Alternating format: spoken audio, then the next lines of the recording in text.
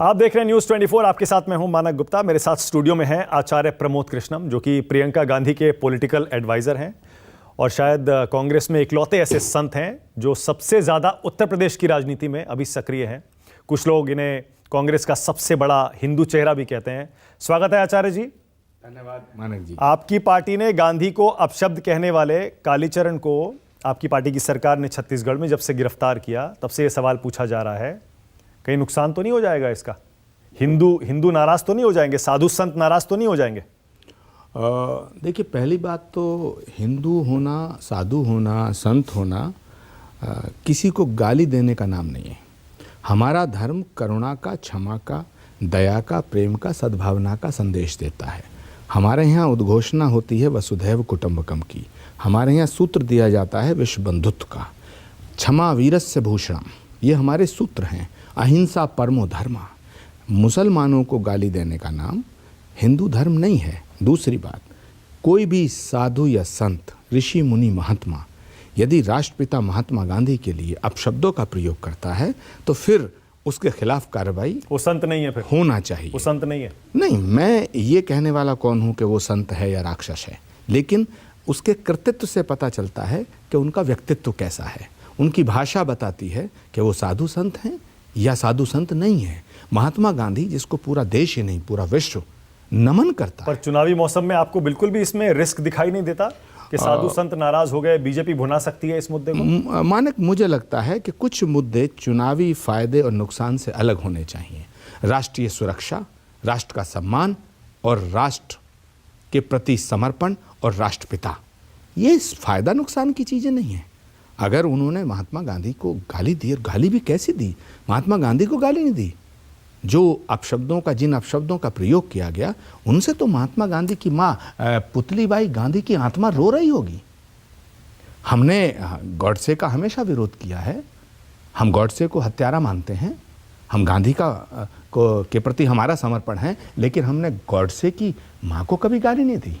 गॉडसे का हमने विरोध किया, लेकिन गॉडसे को हमने उन शब्दों का प्रयोग कभी नहीं किया। हमने का मतलब जो गांधी के फॉलोअर हैं, तो गांधी के फॉलोअर तो गॉडसे को भी गाली नहीं दे रहे। ये गॉडसे के फॉलोअर महात्मा गांधी को गाली देंगे? बीजेपी कह रही है उत्तर प्रदेश के चुनाव में तुष्टीकरण को ध्यान में रखते हुए आपकी छत्तीसगढ़ की सरकार ने यह कदम उठाया है, वरना इस तरह का सख्त कदम एक भगवाधारी संत के खिलाफ आप कभी नहीं लेते। मुझे अफसोस है कि देश के प्रधानमंत्री महात्मा गांधी की रोज बात करते हैं, लेकिन देश के प्रधानमंत्री को महात्मा गांधी को गाली देने वाले व्यक्ति के खिलाफ अगर कार्रवाई होती है तो प्रधानमंत्री जी की पार्टी के लोग क्यों तड़प रहे? अगर महात्मा गांधी को गाली दी जाए, उससे बीजेपी खुश है क्या? बीजेपी ये बताए। सवाल राजनीति का नहीं है, सवाल चुनावों का नहीं है, सवाल है कि बीजेपी की सरकार ने तो कोई एक्शन नहीं लिया। उत्तराखंड में हरिद्वार में एफआईआर तो हो गई, लेकिन उसके बाद कोई गिरफ्तारी नहीं। और देखिए, हरिद्वार में जो धर्म संसद हुई, मैं उसे धर्म संसद नहीं मानता, क्योंकि धर्म के तो जो मौलिक सिद्धांत हैं वो त्याग, तपस्या, बलिदान, करुणा, क्षमा, ये हैं। शांति, शीलता, है ना, सत्य, अहिंसा। इसलिए भगवान को करुणा निधान कहा गया, दया का सागर कहा गया, दीन बंधु कहा गया है। तो मुझे बताओ कि जो धर्म चींटी को मारने की अनुमति नहीं देता, उस धर्म के नाम पर धर्म संसद आयोजित करके एक पूरे मुसलमान कौम को मिटाने का जनादेश दिया जाए या मिटाने का धर्मादेश दिया जाए? लेकिन बीजेपी ने कोई एक्शन नहीं लिया। वहां की सरकार ने अभी तक एफआईआर रजिस्टर करने के बाद गिरफ्तारी भगवाधारी किसी भी संत साधु की नहीं की है। जिन जिन लोगों ने वहां पर जहरीले भाषण दिए, उनके खिलाफ कोई एक्शन नहीं है। इसीलिए सवाल मैं आपसे ये पूछ रहा हूं कि राजनीतिक तौर पर शायद बीजेपी इसका फायदा उठा सकती है कि उसने तो कोई एक्शन नहीं लिया एक भगवाधारी संत के खिलाफ, लेकिन आपकी सरकार ने कालीचरण को, जो कि भगवाधारी संत हैं, उनको जेल में डाल दिया। मानक, भगवाधारी संत हो या कोई श्वेतधारी संत हो या श्वेत वस्त्रधारियों के साथ साथ कोई मौलाना हो या कोई पादरी हो या कोई ग्रंथी हो, यदि देश के खिलाफ बोलेगा उसके खिलाफ कार्रवाई होनी चाहिए। अगर देश की एकता के खिलाफ बोलेगा उसके खिलाफ कार्रवाई होनी चाहिए। अगर उत्तराखंड की सरकार ऐसे संतों के खिलाफ कार्रवाई नहीं करती है जो देश को तोड़ना चाहते हैं, जो देश के खिलाफ भाषा बोलते हैं, जो खुलेआम इस देश को अराजकता की तरफ ले जाना चाहते हैं, मुझे एक बात बताइए ना, एक सवाल करिए इन लोगों से। ये कहते हैं कि सारे हिंदुओं के बच्चे AK-47 उठा लें, तो फिर हिंदुस्तान में और तालिबान में फर्क क्या रह जाएगा? हिंदुस्तान में अगर 100 करोड़ हिंदुओं के बच्चे हथियार उठा लें तो देश देश रह जाएगा क्या ये? क्या ये धर्म संसद चुनावों को देखकर जानबूझकर कराई जा रही है जगह जगह? धर्म के नाम पर जितना भी तमाशा हो रहा है उससे बीजेपी को फायदा मिलता है और बीजेपी ये बात अच्छी तरह जानती है। इसीलिए इस तरह की सभाएं, इस तरह की जनसभाएं, इस तरह के सेमिनार, इस तरह के कार्यक्रम आयोजित किए जाते हैं और वो और किए जाएंगे, क्योंकि बीजेपी ये जानती है। और बीजेपी का जो गांधी प्रेम है ये एक ढकोसला है, ये एक आडंबर है, ये एक बहुत बड़ा फ्रॉड है देश के साथ और महात्मा गांधी के साथ। बीजेपी महात्मा गांधी का हमें तो हिंदू वोट मिलेगा, हम तो हिंदू वोट ले जाएंगे। तो क्या हिंदुओं का हमेशा अपमान हुआ? क्या महात्मा कांग्रेस ने, समाजवादी ने, बीएसपी ने, सबने तुष्टीकरण किया, हिंदुओं के लिए कुछ नहीं किया। मानक, जिस आदमी की छाती में जब गोली लगी और वो धरती पर गिरने से पहले उसके मुंह से अंतिम शब्द हे राम निकला, क्या महात्मा गांधी से बड़ा कोई हिंदू है?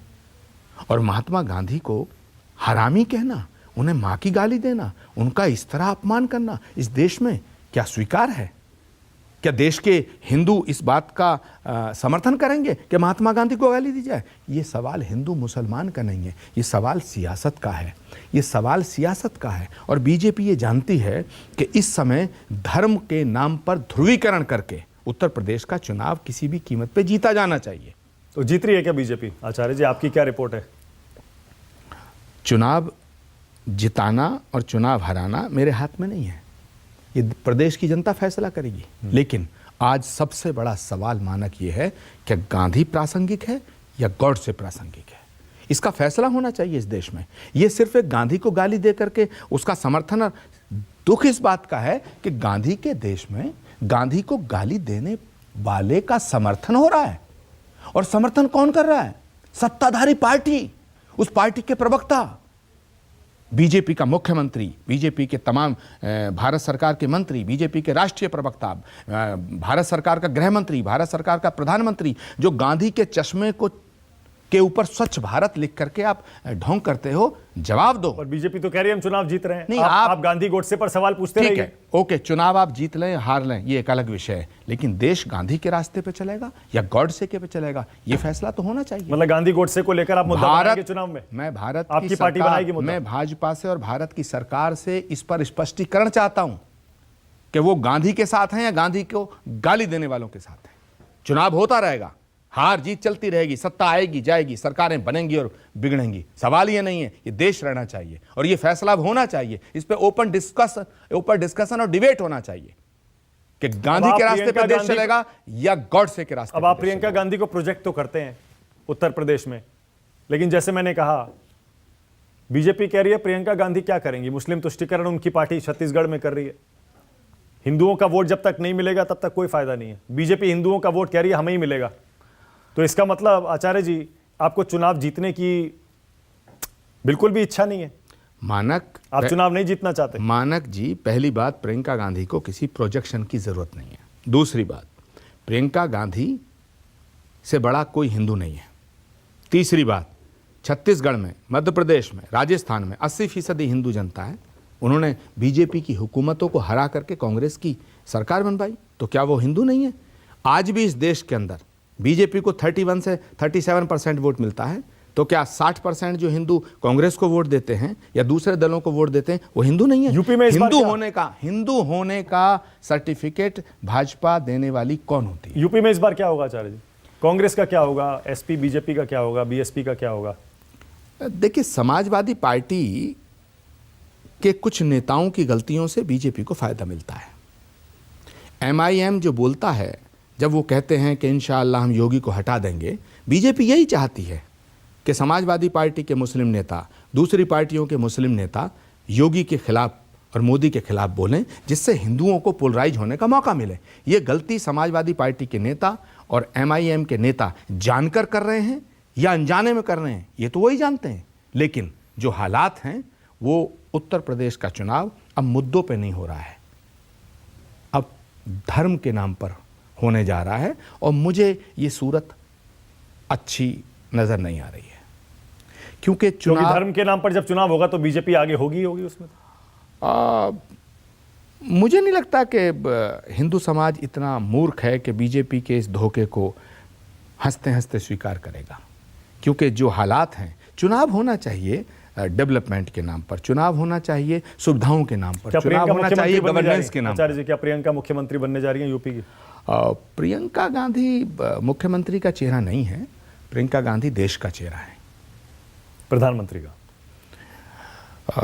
बहुत से लोग चाहते हैं, कांग्रेस के कार्यकर्ता चाहते हैं, लाखों लोग चाहते हैं, देश की जनता भी चाहती है कि 2024 में प्रियंका जी देश का चेहरा बने। तो कांग्रेस की अध्यक्ष बनने जा रही हैं? मैं ये नहीं कह सकता कांग्रेस की अध्यक्ष कौन बनेंगे, वो बनेंगी नहीं बनेंगी, कांग्रेस का अध्यक्ष कौन बनेगा ये तो कांग्रेस पार्टी डिसाइड करेगी। लेकिन देश के लाखों कांग्रेस के कार्यकर्ता और करोड़ों जनता ये चाहती है कि नरेंद्र मोदी के विकल्प के रूप में प्रियंका गांधी को देखती है। ओके, बहुत शुक्रिया, धन्यवाद Acharya Pramod Krishnam, thank you so much. नमस्कार, मैं हूं मानक गुप्ता। अगर आपको हमारा ये वीडियो पसंद आया हो तो इसे लाइक और शेयर जरूर करें, और हाँ, हमें सब्सक्राइब और फॉलो करना ना भूलें ताकि आप देश और दुनिया की कोई खबर मिस ना करें। तो जुड़े रहिए हमारे साथ और देखते रहिए News 24।